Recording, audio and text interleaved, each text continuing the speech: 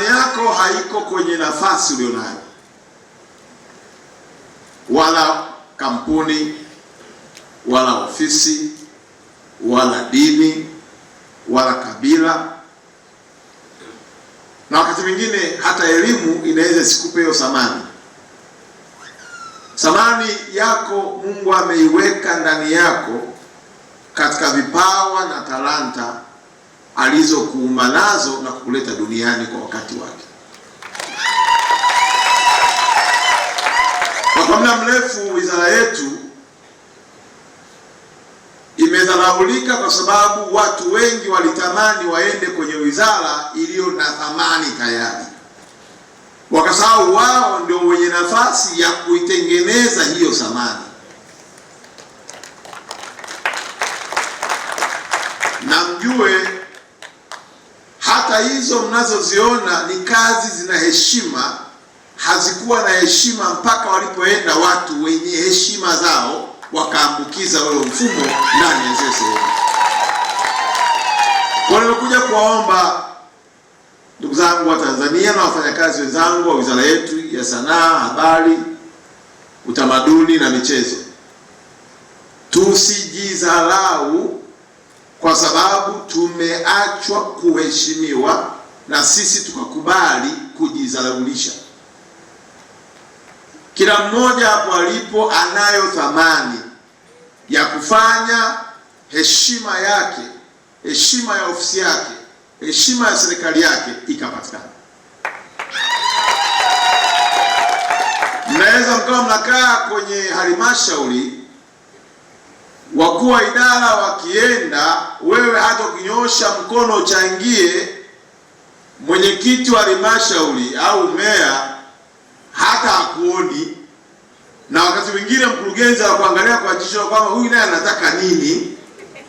Nimekuja kuambieni, nendeni mkawaonyesha kwamba Mungu aliwapa vitu vya thamani ambavyo dunia hawajawahi kuviona na viko ndani yenu. Na kwa kuwa wizara yetu inasimamia mambo ambayo yana mahusiano kwa 100% na uumbaji wa Mungu. Unapoongelea vipaji, aidha ni katika sanaa, hakuna mtu ambaye alienda kusomea namna ya kutembea kama Misi. Kuna mtu alianza na hizo catwalk zikawalazimisha watu wengine kusema hii ndio itakuwa standard ya utembeaji wa mamisi, na ndio maana leo kuna walimu wanafundisha watu namna ya kutembea, lakini kwa kuiga kutoka kwa mtu mmoja aliyepita mbele yao na akasema hii ndio staili ya kutembea.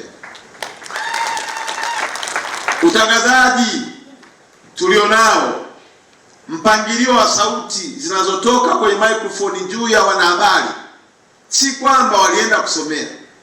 Hata msingi wa sauti alionayo haikwenda kutengenezwa kwenye chuo fulani ndio akapewa. Wakina Bodi Nigondo wale hawakwenda chuo chochote, Mungu aliweka ndani yao. Leo hii akitangaza, kuna mtu anakuwa inspired, anasema kwamba nataka kutangaza kama fulani. Hiyo ni kazi inayofanywa na wizara yetu. Hivyo hivyo kwenye uchezaji wa mpira, hivyo hivyo kwenye upande wa mziki. Kwa hiyo ndugu zanguni, hata tunapokwenda kwenye utamaduni, hakuna mtu aliyechaguliwa akajipangia yeye mwenyewe kwamba mimi nafaa kuwa kabila la Wasukuma ili niendeleze utamaduni wa Wasukuma. Ni utaratibu uliopangwa na Mwenyezi Mungu. Nani awe Masai, nani awe Mchaga, nani awe Mzigua, mwisho wa siku unabeba ile heshima ya utamaduni ambayo Mungu ametengeneza kwa ratiba zake. Kwa naomba leo mnapokaa hapa kutafakari, mjue mmepewa heshima kubwa na Mungu kushughulika na vipaji na talanta alizoziachilia katika nchi ya Tanzania, ili na sisi tupate nafasi ya kuzitumia na kubadilisha uchumi wetu.